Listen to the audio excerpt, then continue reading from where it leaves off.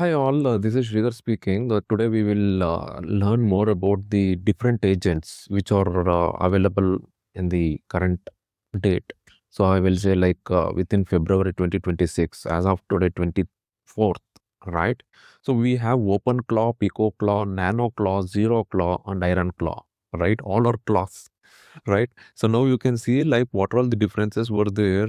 This I wanted to do it so whatever the task you wanted to do, first you have to understand uh, what type of resources it needs, what type of capabilities it has, and whatever the resources or autonomy it will do it, right? And what will be the typical minimal usage. So if you know that thing, then you can switch between different class, right? Now you can see over here. So you can see like a Pico Claw, right? So Pico Claw is like very small capability. You can do all instantaneous tasks and all those related part, and very low resource autonomy is minimal. It will not do all type of autonomous things. Minimal autonomous things it will do. Simple task or edge, maybe most on IoT devices, right? So this is on the Pico Claw. Nano Claw is like very small capability level. If you divide the capability as very small, minimal, standard or enterprises, you can see it is of low resources, limited autonomy, and it is used for lightweight automation, right?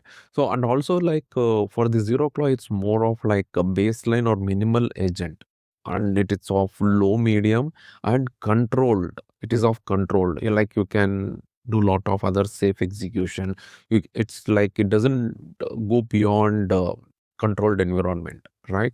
And another one is open claw. Everybody know this open claw. It has become very famous. People were started purchasing uh, iMac Mini or a lot of devices, specific laptops, Mac Air, right, which runs on that devices specifically for that, right? I will say like it's when you're investing 500 $600 for Mac Mini and all those things, it will be a dedicated service, right? It will be like for developers and integrations which can be used for right.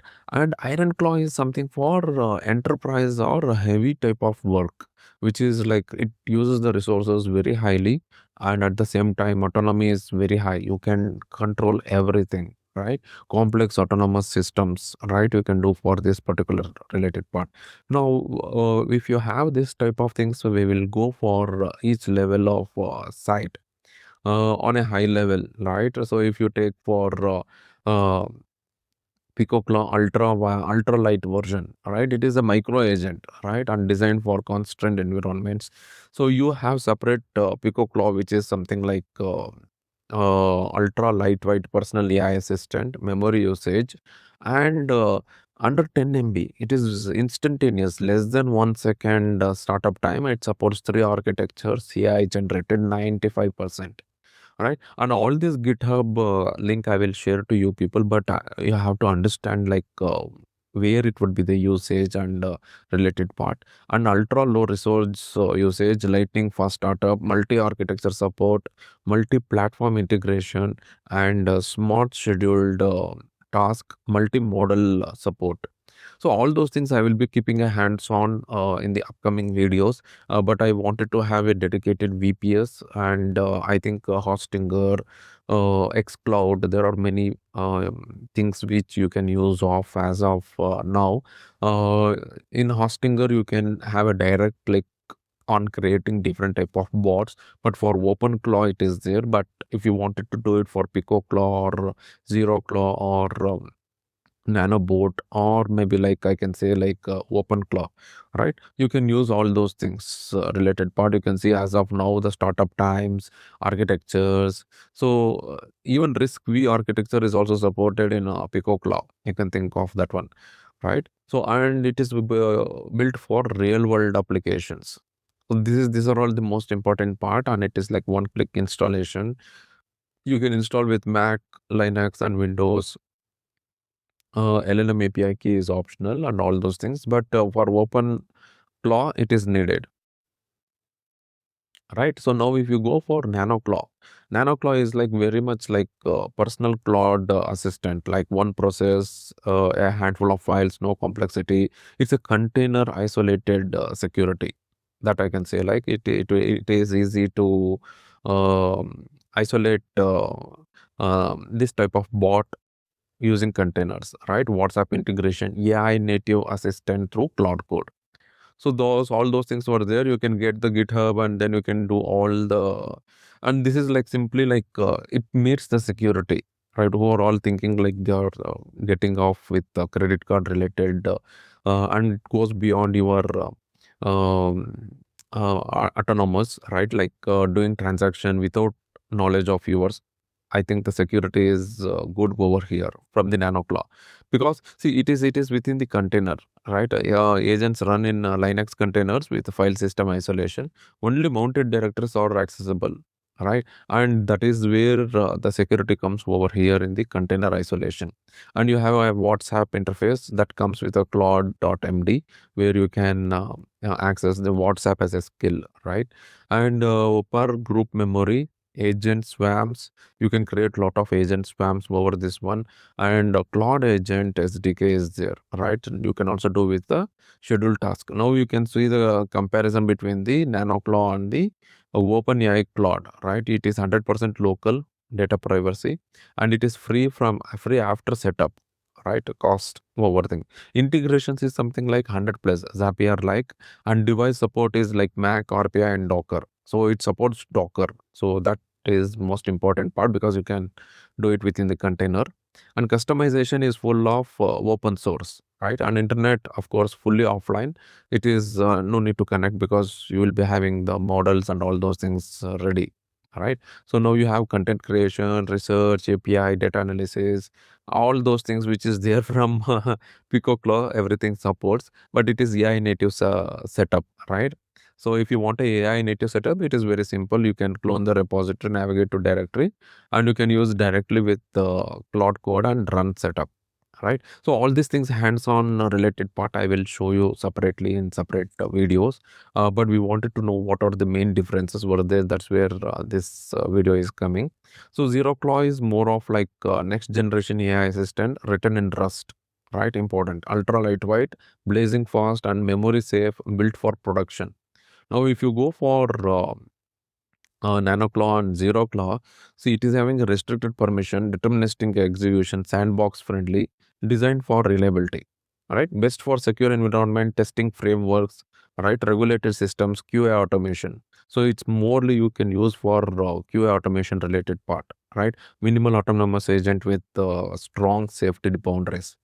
So now if you go for OpenClaw, I think OpenClaw everybody knows, and it is you have to do uh, a good amount of, you have to isolate this from the existing laptop. You can't install in your laptop. You have to have a separate login, separate account, separate Apple email ID, and then you can go and integrate with Telegram and WhatsApp. Lot of integrations, full system access is there. So this is something like the it once it is installed, it can access entire operating system files.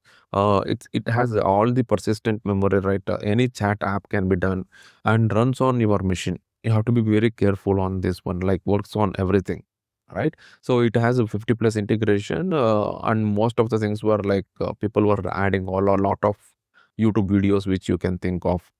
And the last framework which I wanted to say is on IronClaw, right? This is, many people have not understood this particular part, but this is more on an enterprise autonomous agent, right? So this is like maximum capability version, and it is having advanced planning, multi-agent coordination. So it's not only one agent, multi-agent. You can create a swamps, like you can have a lot of different agent talking to another agent, right? Multi-agent coordination and long-term memory, complex reasoning, high compute usage. You need to have a very good system, maybe like Mac Pro or maybe much related part, right? So that is one thing, and it is best used for enterprise automation, autonomous DevOps, large scale testing orchestration. Maybe if you have a clusters and all those things, you can do it on all those related part. Mostly it is for industrial grade systems. Now you can see how the capability progression. Initially, like PicoClaw, which is like tiny, NanoClaw small, ZeroClaw, which is more of safe. ZeroClaw is like safe in security, right? OpenClaw flexible and IronClaw is like very powerful. So that is on that part. And the laptop comparison. So if you take where you can install this type of devices. So PicoClaw can be installed in Raspberry Pi utility, Raspberry Arduino, right? And NanoClaw can be like a lightweight laptop. If simple laptops which you have old laptops which is there, you can format that one and then you can install Linux or Mac on top of it and you can use for that one. ZeroClaw is like more on like a secure corporate laptop. So you can install ZeroClaw on the corporate laptops and then you can run it out. You will not have that much problematic because it is secure.